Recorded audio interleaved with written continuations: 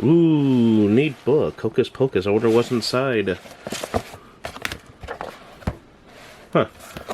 It's a game. Neat.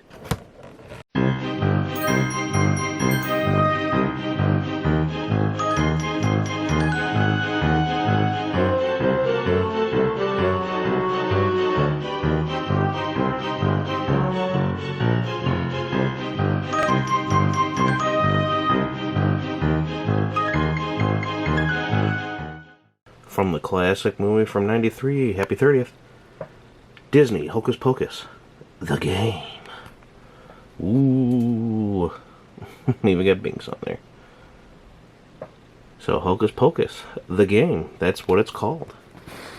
And it's in this really neat, looks kind of like a book.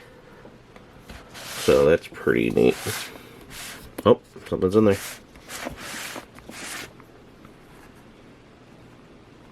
Take a look at the sides.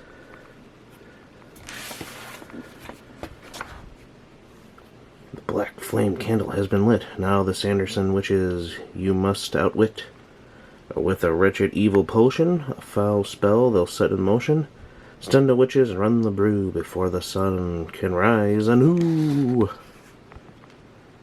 So you gotta work together. It's a co-op game.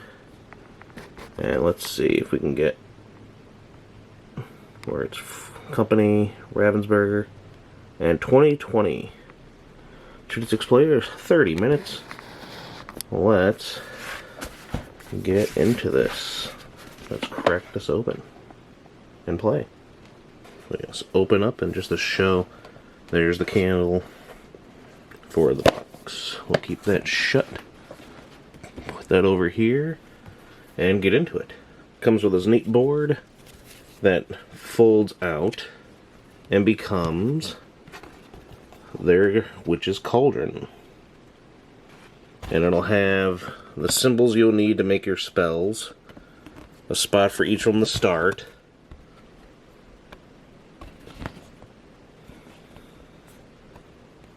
and you just lay it up. Here's the witch board to keep track of the witches and to keep track of how you will win the game, start to finish. You have Mary, Winifred, and Sarah. Very nice artwork, very cute artwork. And then tell you what happens if you stun. The point is trying to stun these witches. The stun token you will use to mark which witch you stunned. Which witch is which? Huh? And the stun token, we also have the sun token, which will move up in the game from, round to round. Who doesn't love Binx the cat? And then you have Binx, this nice little Binx meeple. Yellow green eyes, yellow green eyes. For use in the game, and we'll explain that. You have 4 trick tokens, which can help you throughout the game. There are 13 spell cards. You do not really want these to happen. Try your best not to get these happen, because these can pretty much hurt you. And we'll get into that in a second. And then, of course, the ingredient cards are right here. Very colorful and 5 different ingredients. There's 50 cards in total. There are 5 ingredients and 5 colors of each. So you have newt saliva, purple, yellow, blue, orange, and green. Dash of pox in the 5 different colors. Thine own ton in 5 different colors. 5 different colors of dead man's toe. Love the colors. And lastly, 5 different colors for the ingredient of oil of boil. Love the colors on all these. Oh, and if you hadn't noticed, there are symbols on there. There's a Hocus Pocus book symbol and Binx. And then we'll go over that in a second, because now we're going to actually go over the rules. Now that you have it all set up, place the sun token on the start. Now the game is set up. Cauldron there. Ingredient cards to draw for later. The spell cards to draw next to the witch board. The tokens near there. The 4 you can use at any time. And we're going to do a 2 to 3 player game, so you deal 4 ingredients, everybody. You can look at them, but you can't show your partners that you're playing. This is a co-op game, so basically for this we'll just kind of have some of these open to show what everyone kind of has in their hand. Just for the start. Ooh, wow. And we shall begin. The player who most recently lit a candle goes first. When in doubt, the oldest player goes first. It's a co-op game, but you have to keep your cards secret, and you may not share information unless specifically instructed to do so. The game is played in rounds, starting with the first player and proceeding clockwise. On your turn, do the following. Ask one question to determine who has a specific ingredient color or ingredient type. Without revealing their cards or any additional information, each other player answers. For example, it can be like, who has oil of boil? And then someone go, I do, but cannot say anything else, even though he has 3 oil boil, different colors or same maybe in hand. The other players say if they do or don't. Throughout the game, you kind of want to, like when you make the hints on, do you have Dead Man's Toe? Do you have a blue card? Who has, when you're hinting all this kind of stuff. So like right here, you know you have 2 of these oil of boil. You know someone else had it, but the other one didn't. So you have a chance of doing 3, so you can go for 5 oil of boil if you want to stun one of the witches. Or like this one here is like, well, I have 3 dash of pox, and this partner of yours has 2, so it's possible to get almost all of one color if this one ever drew it and waited out to have 5 of the same type again in play. So they could always end up drawing. Oh, they're drawing a lot of lizards. Oh, good shuffle. But that's how you would do it. Play one ingredient from your hand onto one of the 5 piles in the cauldron. As you can see, there's 5 different ingredients, and then there's 5 different colors to start with. All you need to do throughout the game is just to match either the ingredient or the color. So that's just the startup. So just because that's the orange mouth doesn't mean it has to be the mouth. It can be any color mouth or any ingredient that's orange, etc. And then as the game plays, you'll start stacking cards on top of each other, and you can play on there throughout the game. Remember, it must match one color or type of ingredient in that pile. If you have an ingredient that can be played, you must play it. And then, as I said, there are some ingredients that have a special symbol. When you play one of those special symbols, do what it indicates. We'll get to that in a second, but first, if you cannot play an ingredient, the Sanderson sisters cast a spell, and you must discard at least one ingredient from your hand and draw an ingredient from the deck to replace each one. You may discard your entire hand if you choose to, but you must draw the same number of ingredients you discarded. And then lastly, draw one ingredient from the top of the ingredient deck in the center of the cauldron. This is done after any spells are resolved. So during your turn, ask a question, play an ingredient, draw a card. What do the special ingredients do? Well, first, we'll go with Binx. Binx is helpful. It can help you communicate with the other players without the witch's interference. When you play the ingredient showing Binx, place Binx in front of any of the players, and then they have to, including yourself, play with their cards revealed face up on the table until another ingredient shows Binx is played, or you're specifically instructed to remove Binx from play, or when the round ends. Now we'll go with the spellbook. The spellbook. The spellbook is helping the witches, and it kind of hurts you.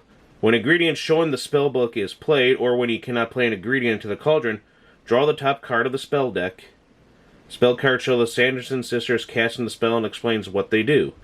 Do what the card says, then discard it. If the spell deck runs out, shuffle it and, make it into another spell deck, basically. However, if the spell is being cast by a witch who is stunned, the spell misses. Ignore what it says and discard it. Do not draw another spell. How do you stun the witches? If the top card of all 5 piles in the cauldron match, either by color or by type, then one witch is stunned. Each witch is stunned by a different combination. For example, if all 5 cards in the cauldron are the same color, Sarah is stunned. If all 5 cards in the cauldron are the same ingredient, Mary is stunned. If all 5 cards in the cauldron are the same ingredient and there is one of each color, Winifred is stunned. She's the hardest one to stun, but it is possible. Each time a witch is stunned, the stun token moves up 1 space. It doesn't matter which witch is stunned.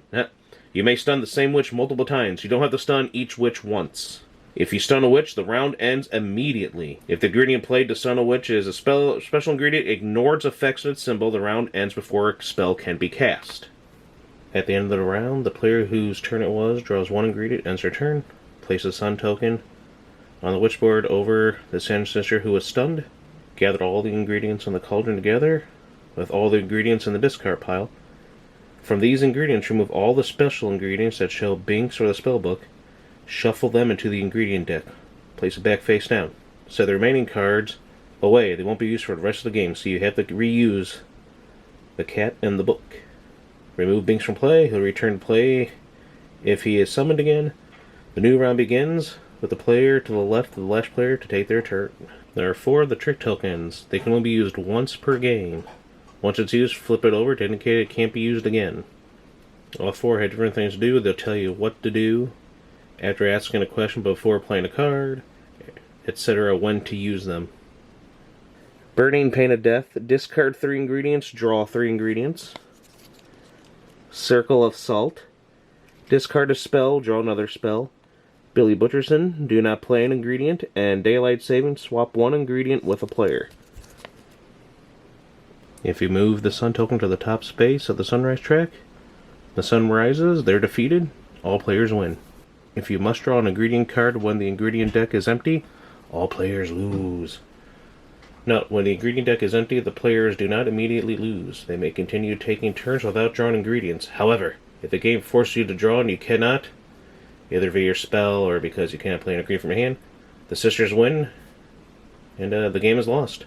And we did that where we had, okay, now we know what we had to do, switch things around, and we still ended up winning even though the deck was out. We had to move our stuff around, we had to change it from this ingredient that we were going for to this one, and lucked out and did it.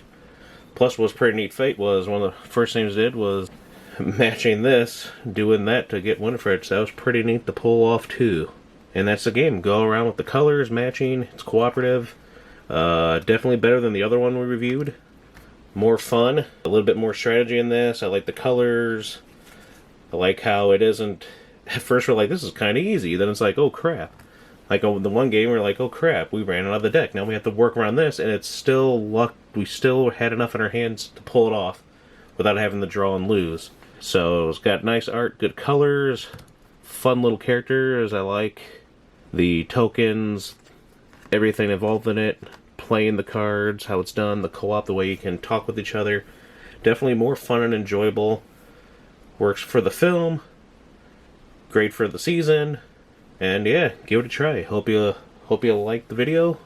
Give it a big thumbs up. Comment what you think of the game, what you think of the movie. We'll have a review of it soon. And thanks for watching. Like, comment, subscribe, and we'll see you next time. Happy Halloween.